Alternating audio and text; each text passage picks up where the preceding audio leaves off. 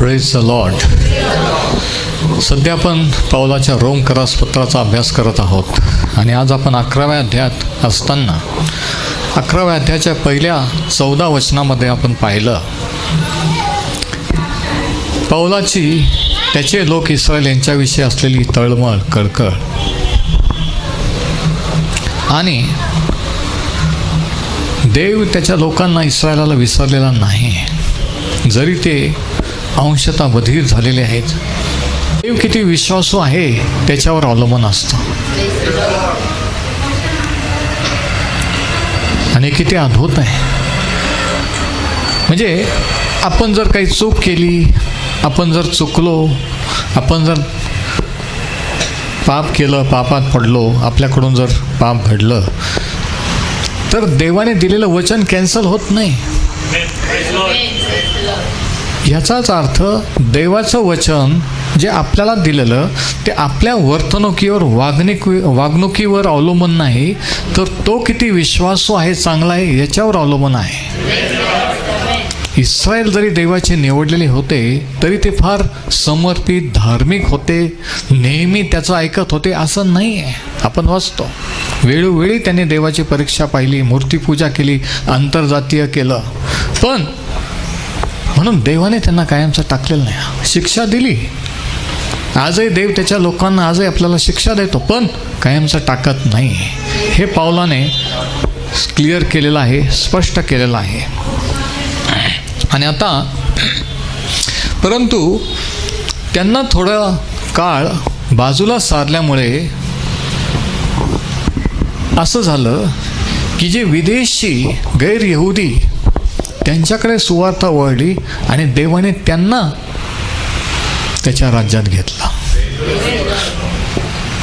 म्हणून जरी इस्रायलाला बाजूला केलं, त्याच्यातून देवाने काय साधलं तर विदेशातून त्याच्यासाठी त्याचे निवडलेले लोक देवाने एकत्रित केले.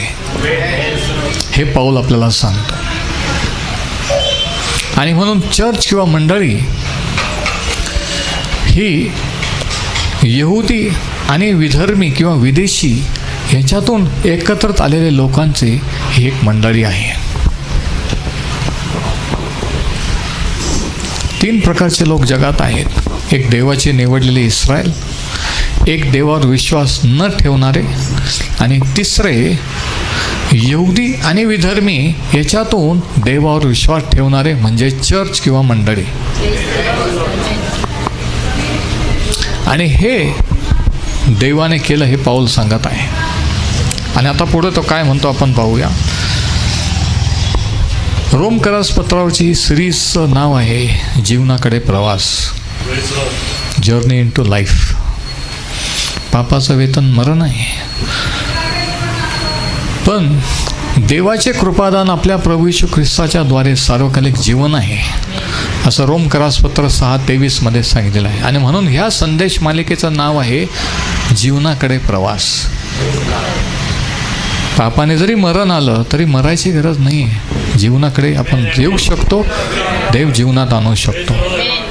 आणि आजच्या संदेशाचा शीर्षक आहे विदेशांना देवाचा इशारा. Warning, God's warning to the Gentiles.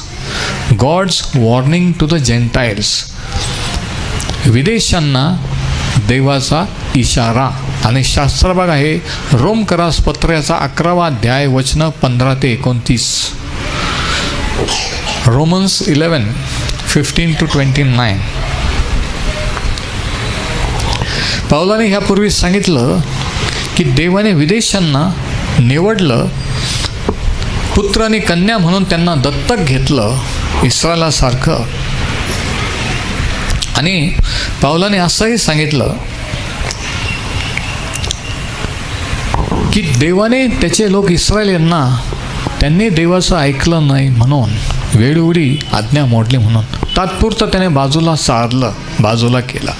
पण विदेशांना, आणि त्या विदेशांमध्ये तुम्ही आणि मी आहोत, भारतीय या नात्याने. आपण इस्रायल नाही, आपण भारतीय, पण देवाने आपल्याला आत घेतलेलं आहे.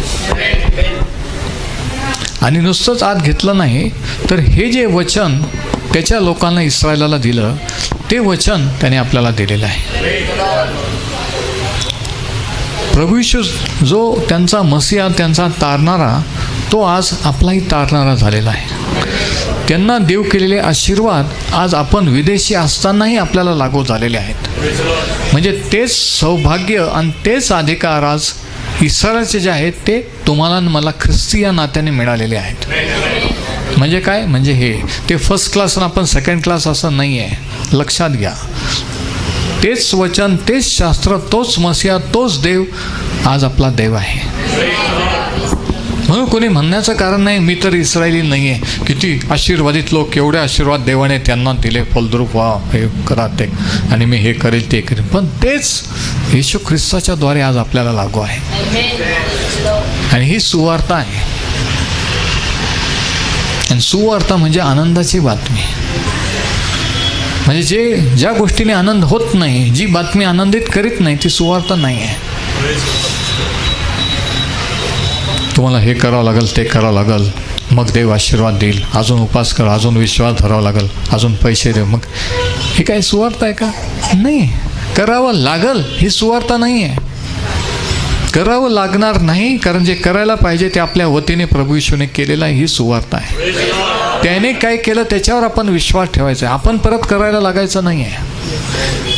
आणि इथं बरेच जण चुकतात. जेव्हा आपण करायला लागतो आणि करून देवाला खुश करायचा प्रयत्न करतो, आपण त्याने केलेलं कार्य रद्द करतो. आपल्याला वाटतं की आपण हे केलं तर देव अजून आशीर्वाद देईल. नाही केलं तरी देव आशीर्वाद त्याने दिलेला आहे, उपलब्ध केलेला आहे. आणि पाऊल म्हणतो या ठिकाणी की हे असं विदेशांना झाल्यामुळं कदाचित त्यांना एक गर्व, त्यांच्यापुढे एक धोका आहे. त्यांना गर्व होऊ शकतो. ते देवाचे लोक इस्रायलींना तुच्छ लेखू शकतात. त्यांना वाटू शकतं की आम्ही पण त्यांच्यापेक्षा, त्यांच्यासारखे आहोत, त्यांच्यापेक्षाही आशीर्वादित आहोत. हा धोका आहे. आणि ह्याच्यावर तो सांगत आपण वाचू वचन 15 पासून 13 वचनापासून आपण वाचू. तुम्ही विदेशी लोकांस मी हे सांगतो, ज्या अर्थी मी विदेशी लोकांचा प्रेषित आहे त्या अर्थी मी आपल्या सेवेला मोठेपणा देतो. बघा, पाऊल यहुदी होता तरी प्रेषित म्हणून त्याला विदेशांसाठी देवाने निवडलेलं होतं. म्हणून त्याने विदेशी मंडळ्या स्थापन केल्या. रोम, कलसे, करिंथ, थेसलोनिका हे सर्व विदेशी वेगळ्या देवधर्माचे लोक येशू ख्रिस्ताकडे आलेले आणि त्याच्यातून स्थापन झालेल्या मंडळ्या आहेत. पाऊलाच्या द्वारे विदेशांचा प्रेषित, यासाठी की कसे करून माझ्या जात भाईमध्ये म्हणजे इस्रायल लोकांमध्ये ईर्ष्या उत्पन्न करून त्यांच्यातील कित्येकांत तारावे. बघा, त्याला त्याच्या लोकांबद्दल किती आस्था होती, किती प्रेम होतं.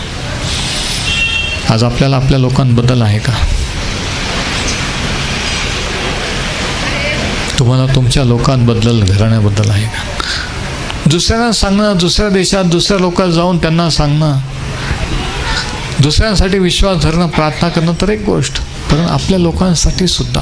तर तो म्हणतो मला असं वाटतं की मी विदेशांना सांगतो ते आशीर्वादित होत आहे, पण हे माझे लोक पाहून कदाचित त्यांच्यामध्ये ती जेलसी, ईर्ष्या निर्माण होईल की हे तर अगोदर आपल्यासाठी आहे, येशू ख्रिस्त तर आमचा मसीहा आहे, हे तर आधी आपल्याला मिळायला पाहिजे, पण त्यांना मिळालेलं आहे म्हणून ते परत देवाकडं वळतील असं मला वाटतं, असं पाऊल म्हणतो.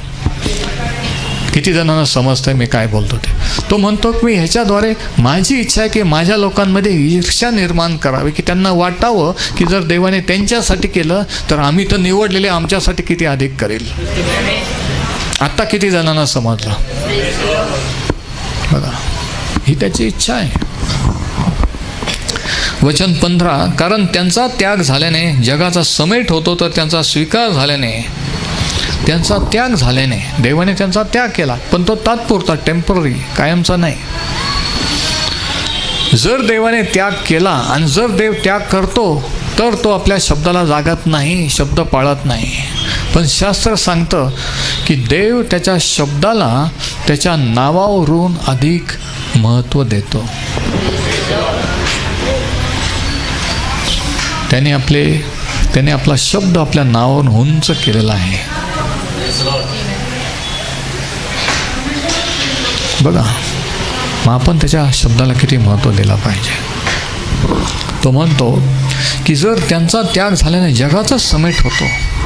त्यांचा तात्पुरता त्याग केला, विदेशांकडे देव वळला, सुवार्ता वळली, विदेशांना आत घेतलं देवाच्या राज्यात, तर समेट झाला तर काय होईल. तर त्यांचा स्वीकार झाल्याने तो काय म्हणतो, मृतावस्थेतून जिवंत होणे याशिवाय काय असेल.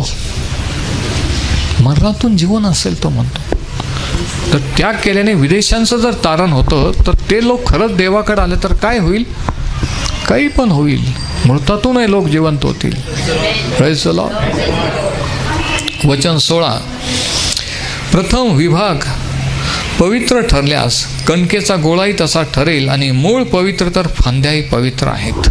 आता इथे जरा स्वयंपाकी किंवा शेतीची भाषा आहे, कृषी भाषा आहे. गोळा आणि अजून काय,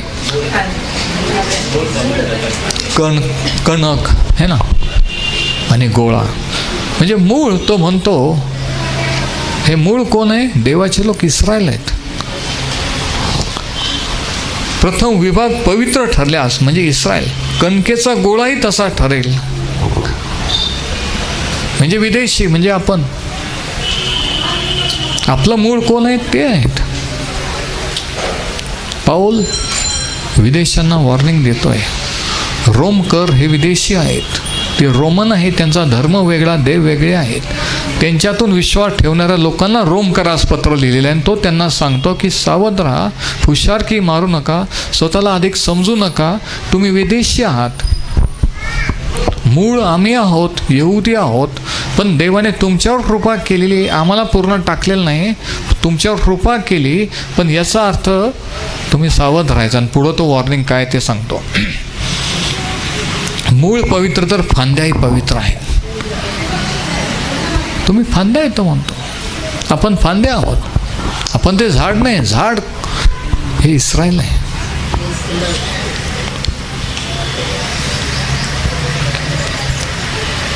यरुशलेमी त्याने एक झाड लावलं, यशया संदेष्टाचा म्हणतो, म्हणजे इस्रायल राष्ट्र, आणि त्या राष्ट्राच्या फांद्या विदेशी म्हणजे आपण. पुढे वचन 17. आता जर काही फांद्या तोडून टाकल्या तर तू रान जैतून असता त्यांच्या जागी कलम रूपे लावला गेलास व जैतुनाच्या पौष्टिक मुळाचा भागीदार झालास. जे शेती करतात, ज्यांना माहीत आहे त्यांना कदाचित हे माहीत असेल की कलम लावताना एखादा फांदी छाटली जाते आणि दुसरं कलम त्याला दुसऱ्या झाडाची फांदी बांधून ठेवली जाते आणि एका झाडावर दुसरं झाड येतं. पाहिलं कधी, दिसलं. तो म्हणतो की आम्ही मूळ झाड इस्रायल राष्ट्र, तुम्ही जे आमच्या देवावर येशू ख्रिस्तावर तारणार विश्वास ठेवणारे, तुम्ही कलमरूपी लावलेले आहात. मूळ झाड आम्ही आहोत, तुम्ही त्याच्यावर कलम लावलेले आहात. बघा कशा रीतीने स्पष्ट करीत आहे. यासाठी की आपण जे विदेशी यांनी भानावर राहावं. आपण असं समजू नये की आपण इस्रायल देवाच्या लोकांपेक्षा श्रेष्ठ आहोत. ते लोक आडमोठ आणि देवाला न मानणारे, असं मानणारे की आम्ही काही केलं तरी देवाचा आशीर्वाद आहेच, आम्ही देव आम्हाला टाकणारच नाही, अशा भ्रमात राहणारे. तो म्हणतो तुम्ही पण तसं समजू नका की आता देवाने त्यांना कायमचं सोडलं आणि तुम्हाला त्यांच्या जागी घेतलं. तो म्हणतो तसं नाही आहे. कलमरूपी तुम्ही लावलेले आहात. पण तो कलम कशावर लावला आहे, मूळ झाडावर लावला, आणि ते मूळ झाड म्हणतो आम्ही आहे, यहुदी आहोत. Praise the Lord.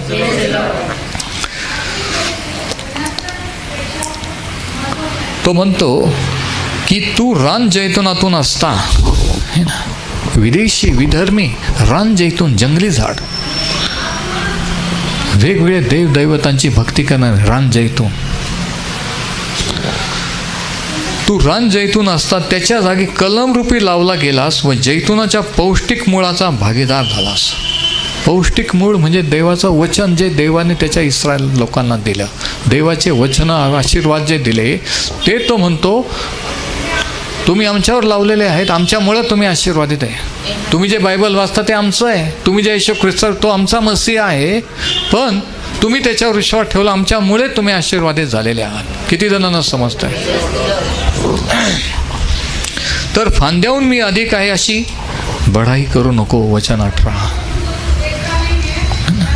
ही एक टेंडन्सी निर्माण होते कधी कधी विश्वासणाऱ्यामध्ये, आणि जे देवाकडे वळलेले नाहीत, विश्वास ठेवलेला नाही त्यांच्यामध्ये, है ना, की आपण स्वतःला श्रेष्ठ, आपण स्वतःला अधिक आशीर्वादित समजायला लागतो आणि दुसऱ्याला तुच्छ लेखायला लागतो, कमी लेखायला लागतो. हे तुम्हाला माहीत नाही, तुम्ही अजून देवाकडे वळले नाही, है ना.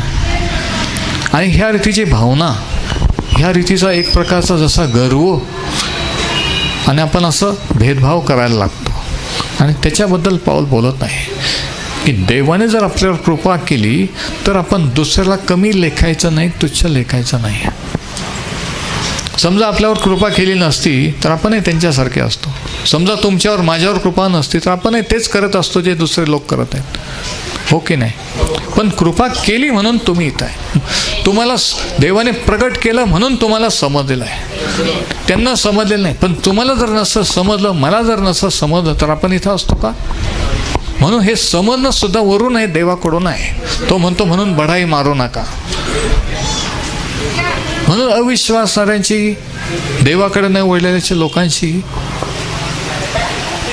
जरा प्रेमाने, जरा समजूतदारपणे वागा.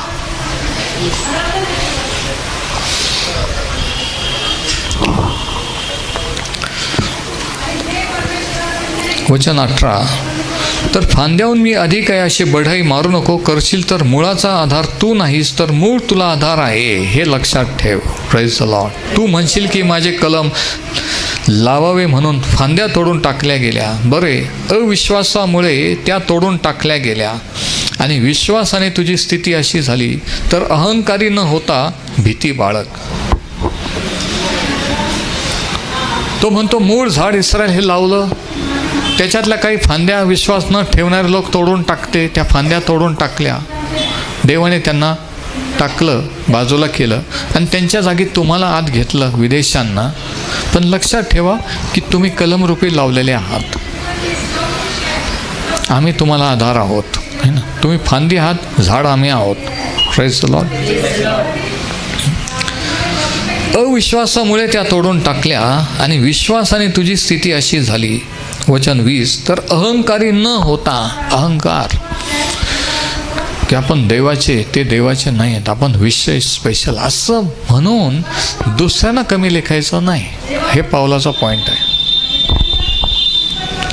ही केवळ त्याची कृपा आहे आपल्यावर, ह्याचं भान ठेवायचं. आपण जे आहोत, आपल्याला जे मिळालेलं, जे समजलं, केवळ त्याच्या कृपेने आहे, म्हणून त्याचे आभार मानायचे. कारण जर देवाने मूळच्या फांद्या राखल्या नाहीत तर तुलाही राखणार नाही. देवाची दया व तीव्रता पहा. पतन झालेल्याविषयी तीव्रताने तुझ्याविषयी देवाची दया, पण तू त्याच्या दयेत राहशील तर, नाहीतर तूही छेदून टाकेला जाशील. तो विदेशांना म्हणतो की देवाची दया आहे. जर ओरिजिनल फांद्या जर तोडल्या तर तुम्ही ते कलमरूपे लावलेले आहात, तुम्हाला पण तो बाजूला सारेल. म्हणून तुम्ही भीती बाळगा आणि ध्यानावर राहा, शुद्धीवर राहा. Praise the Lord. बढाई मारू नका. आणि ते अविश्वासात न राहिले तेही कलमरूपी लावण्यात येतील, कारण त्यांचे पुन्हा कलम लावण्यास देव समर्थ आहे. तो देव आहे. त्याला कोण म्हणणार असं का केलं, तसं का नाही झालं, असं कर तसं कर. तो म्हणतो कलम तोडून परत ओरिजिनल फांद्या उगवण्यास तो समर्थ आहे. हे तुम्ही ध्यानात ठेवा. तुम्ही विदेशी आहात, विधर्मी आहात.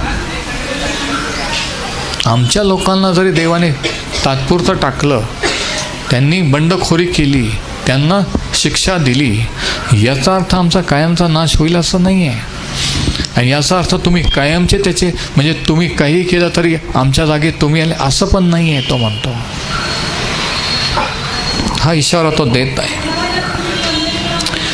वचन 24. जे मूळचे रानटी झाड अशा रान जैतुनातून कापून चांगल्या जैतुनात सृष्टिक्रम सोडून तुझे कलम लावले, तर ह्या ज्या त्याच्या मूळच्याच फांद्या म्हणजे इस्रायल, त्या आपल्या जैतुनात किती अगत्याने कलम लावण्यात येतील.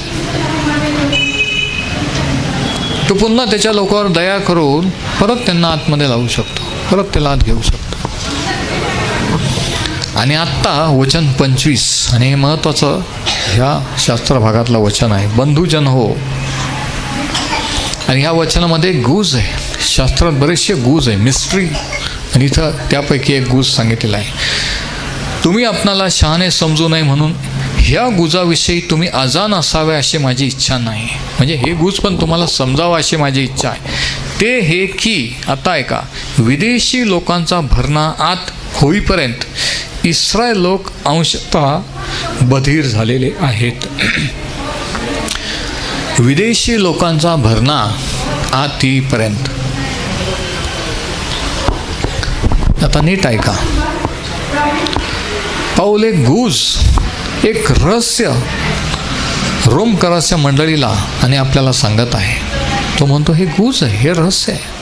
तुम्हाला वाटतं की असं का झालं? देवाने त्याच्या लोकांना निवडलं, तात्पुरतं बाजूला सारलं, विदेशांनी आत घेतलं, परत तो म्हणतो की त्यांनाही काढून टाकून परत त्यांना घेऊ शकतो. हे काय, का बरं असं केलं, का बरं असं होऊ दिलं? तो म्हणतो एक गुज आहे. आणि ते गुज हे की विदेशी लोकांचा भरणा आत येईपर्यंत. भरणा हा शब्द अंडरलाईन करा.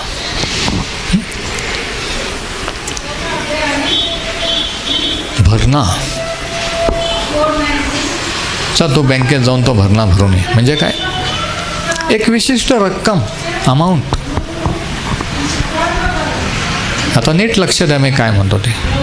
भरणं म्हणजे एक विशिष्ट रक्कम भरणं.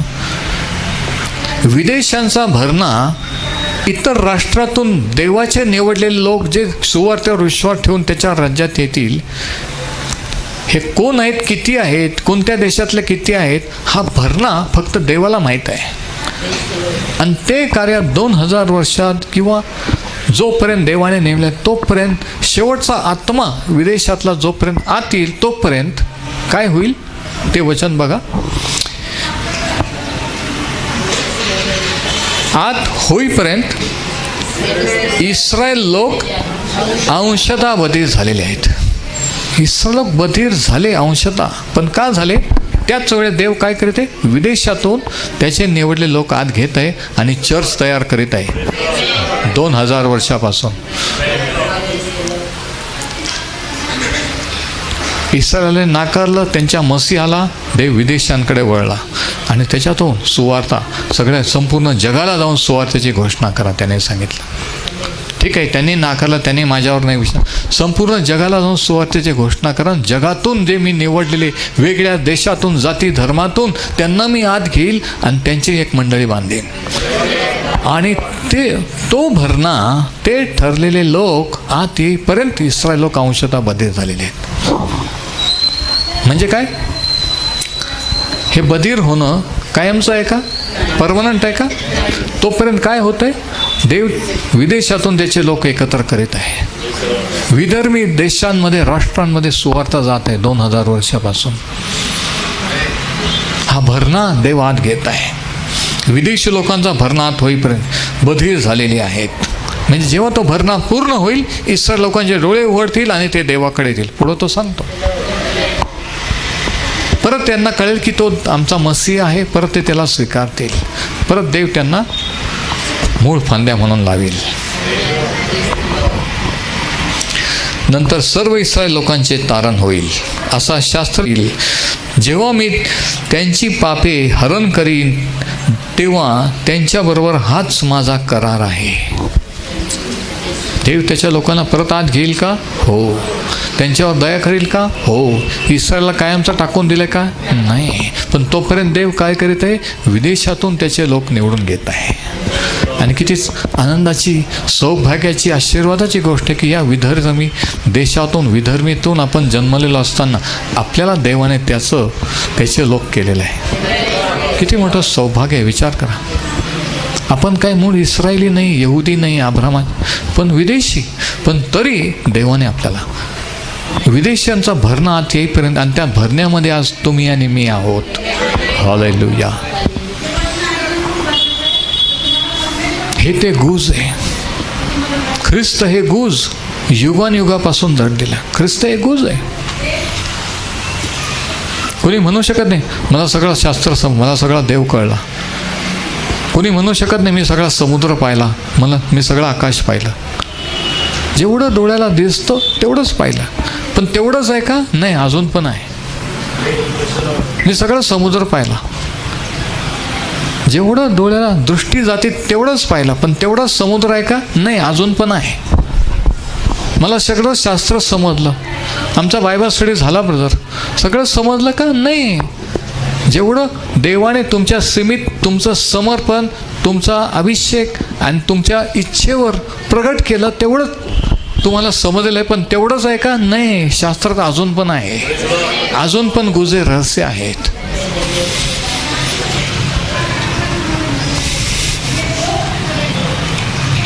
म्हणून तसं कोणी म्हणू नाही शकत. आम्हाला सर्व माहिती आहे.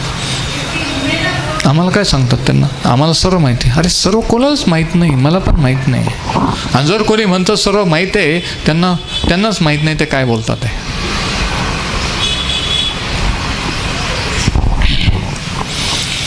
तुमच्या बाजूने पाहता वचन 28 सुवार्ते संबंधाने ते शत्रू आहेत.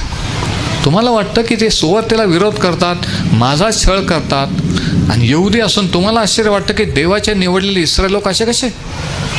तो म्हणतो तुमचे ते शत्रू आहेत, माझे शत्रू आहेत सुवार्ते संबंधाने, परंतु निवडणुकीच्या संबंधाने पूर्वजांमुळे प्रिय आहेत.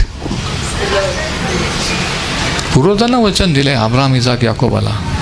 आणि त्या वचनात काय सांगितलं? 28 निवड झाल्यामुळे, निवडणुकीमुळे ते पूर्वजांमुळे प्रिय आहेत देवाचे. ते विरोध करू द्या, तुमचा छळ करू द्या, माझा छळ करू द्या, पण तरी ते देवाला प्रिय आहेत. वचन 29 कारण देवाला आपल्या कृपादानांचा व पाचारणाचा अनुताप होत नाही. महत्त्वाचं वचन म्हणजे काय? म्हणजे हे देवाने जर एखाद्याला निवडलं तर ते निवडते सिलेक्शन परमनंट असतं. तो किंवा ती कशी वागली, किती पाप केले, काय केलं, पवित्र आत्म्याचं दान दिलं, त्या दानाचा स्वतःसाठी उपयोग केला, पैसा कमावला, नाव कमावलं, काय केलं, हे देव होऊ देईल. पण न्यायाच्या दिवशी त्याचा जाब द्यावा लागेल. देव दिलेलं दान काढून घेणार नाही, केलेलं आत्म्याचं तारण कॅन्सल करणार नाही. पुत्र कन्या केलं, पण पुत्र कन्यासारखं जर वागलं नाही तर त्याची शिक्षा आणि ते त्याचा मात्र एक दिवशी न्याय करेल. या वचनाचा अर्थ तो बघा. ते वचन परत येतात कारण देवाला आपल्या कृपादानाचा व पाचारणाचा अनुताप होत नाही. म्हणून पवित्र आत्म्याचं दान किंवा तारण होणं, देवाचा अनुभव येणं हे तर सौभाग्य आहे, पण एक जबाबदारी पण आहे. की आपण इस्रायलसारखा बेफॉर्म व्हायचं नाही की आता आपण देवाचे आहोत, आपण काही केलं तरी देवाचेच आहोत. तो तात्पुरता बाजूला करील, बधीर करील, शिक्षा देईल, प्रॉब्लेम होऊ देईल, संकट येऊ देईल, शासन करील, शिस्त लावील, पण तारण कॅन्सल होणार नाही. समजा एखादी व्यक्ती तारण झालेली, देवाकडे वळलेली, बाप्तिस्मा घेतली, आज्ञापालन करत नाही, बेफॉर्म जीवन जगते, काय होईल? वेगवेगळ्या रीतीने देव शासन करील, प्रॉब्लेम, अडीअडचणी, दुखणे, आजार येऊ देईल आणि जास्त झालं तर एखाद्या दिवशी जगातून काढून घेईल. म्हणजे काय होईल की पूर्ण आशीर्वादात जगात असताना ती व्यक्ती चालू शकणार नाही, दुसऱ्या पुढे साक्ष होऊ शकणार नाही. पण याच्यात चूक कोणाची? देवाची आहे का? नाही आहे. हे कृपादानाचा अनुताप होत नाही याचा अर्थ हा की जर तुम्हाला मिळालंय तर त्याची जबाबदारी तुमच्या माझ्यावर आहे की आपण मिळालं त्याचं काय करायचं आणि किती आज्ञापालन करायचं. इस्रायलसारखं आपण वागायचं नाही, म्हणायचं नाही. आपण कलमरूपी लावलेला आहोत हे ध्यानात ठेवायचं. तो कधी पण छाटून टाकू शकतो. वचन 30 तसे पूर्वी तुम्ही देवाची अवज्ञा करत होता, पण आता तुम्हाला त्याच्या आज्ञाने दया प्राप्त झालेली आहे. ही केवळ देवाची दया आहे. म्हणून पाऊलाची वॉर्निंग आहे की आपण जे आज आनंद घेत आहोत ज्या आशीर्वादाचा, त्याचा आनंद, त्या आशीर्वादात, ते आशीर्वाद यहुदी लोकांना देवाने दिले, इस्रायलाला. आणि त्यांनी जरी ते स्थान गमावलं तरी, जरी आज ते त्या आशीर्वादात चालत नसले तरी एक दिवशी ते परत त्या आशीर्वादात चालतील. दुसरी गोष्ट ही की ते अंशतः बधीर झालेले आहेत. त्यांना डोळे असून दिसत नाही, कान असून ऐकू येत नाही, समजत नाही की जुना करार पूर्ण झाला. ते शाबात पाळत आहेत, अर्पणं करीत आहेत. त्यांना माहीत नाही की तो अर्पण येशू ख्रिस्त होऊन गेला, ते करायची गरज नाही, शाबात पाळायची गरज नाही, तरी ते करत आहेत, कारण ते अंशतः बधीर झालेले आहेत. पण ते कायमचे बधीर राहणार नाहीत. पाऊल सांगतो ते बधीर झाले म्हणून तो म्हणतो तुम्हाला फायदा झाला की तुम्हाला देवाने आत घेतलं, तुमच्यावर दया केली आणि तुम्हाला सत्य प्रगट केलं. तिसरी गोष्ट म्हणतो की देवाचे इस्रायल लोक, त्यांना एक विशेष स्थान आहे देवापुढे. ते त्याचे प्रिय आहेत म्हणून तुम्ही त्यांचा आदर केला पाहिजे. ते विरोध करू द्या, तुम्हाला सुवार्तेला विरोध करू द्या, म्हणू द्या की इस्रायलचा देव हा आमचाचा देव आहे, भारताचा देव नाही, अमेरिकाचा देव नाही, तो इस्रायलचा देव शास्त्रात म्हटलं, तुम्ही आम्हाला काय सांगता, म्हणू द्या. पण तो म्हणतो की ही त्याची देवाची दया, त्याची कृपा आहे. शेवटी ते देवाचे प्रिय लोक आहेत आणि देव त्यांना कायमचं टाकणार नाही. चौथी गोष्ट तो म्हणतो की आज देव इस्रायल आणि विधर्मी यांच्यामध्ये त्याची योजना तो सिद्धीस नेत आहे. आज देव जगात काय करीत आहे? इस्रायलामध्ये पण कार्य करीत आहे. इस्रायलातले लोक येशू ख्रिस्तावर तारणार म्हणून विश्वास ठेवू लागलेले आहेत, जे एकेकाळी ठेवत नव्हते. आणि विदेशातून पण लोक येते. पण काय होईल? शास्त्रात सांगितलेलं आहे 2000 वर्षापूर्वी सुवार्ता यरुशलेमेपासून, इस्रायलापासून, यरुशलेमेपासून जगात गेली. इकडं बघा. आणि 2000 वर जगात जाऊन आता परत ती रिटर्न इस्रायलला, यरुशलेमला जात आहे. इस्रायल लोक बधीर झाले, अंशतः होऊ दिलं म्हणून विदेशांना सत्य कळलं, देवाने त्याचे लोक निवडले. पण आता टाईम आलेला आहे की विदेशी लोक अंशतः बधीर होतील आणि इस्रायलाला देव त्याच्या तारणात घेईल. आणि ह्या काळात देवाची सुवार्ता परत इस्रायलाकडे चाललेली आहे. परत ते देवाकडे वळत आहेत आणि विदेशी राष्ट्र, विदेशी लोक, विधर्मी लोक त्याला नाकारत आहेत. बघा, आज जगात देव हे कार्य करीत आहे.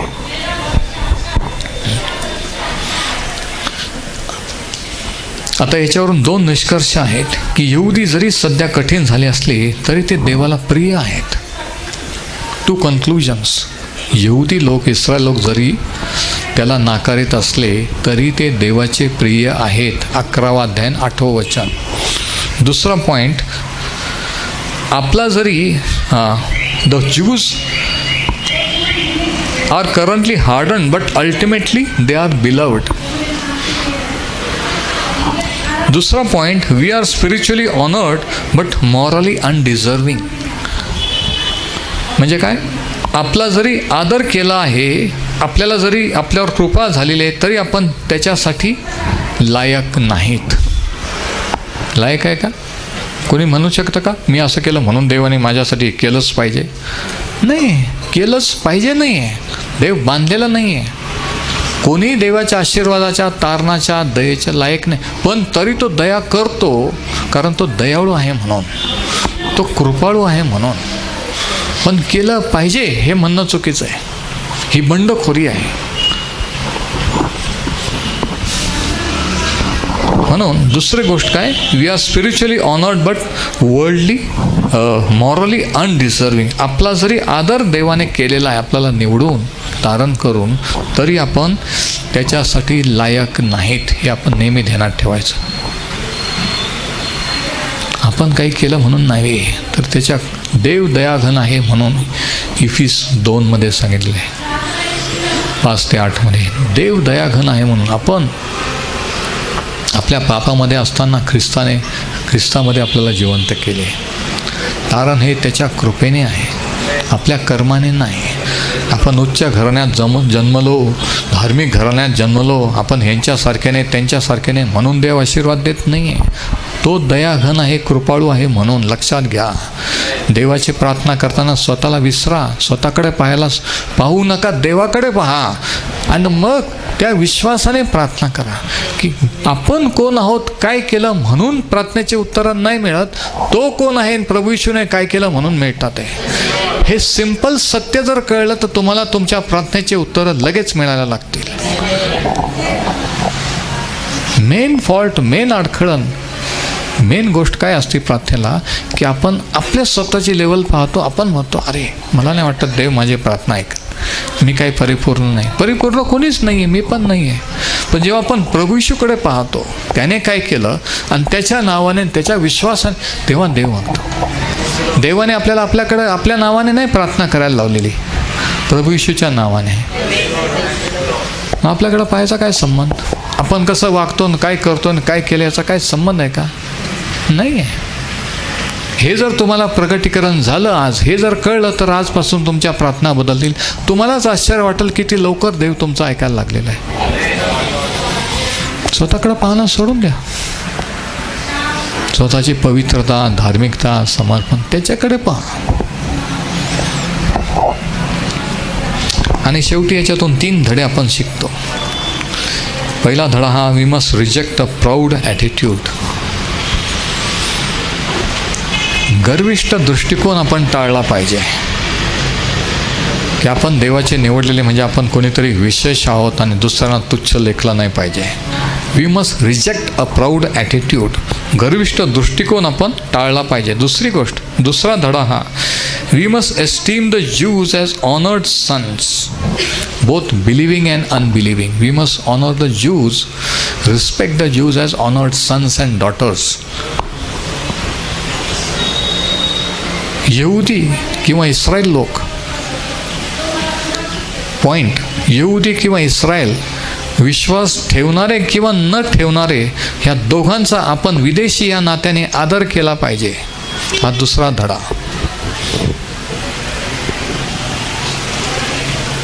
की ते असे आहेत, ते बंडखोर आहेत, आपण तरी आज्ञापालन करतो, त्यांनी वेळोवेळी हे आपण बोललं, त्यांचा आदर केला पाहिजे की देवाचे निवडले असो.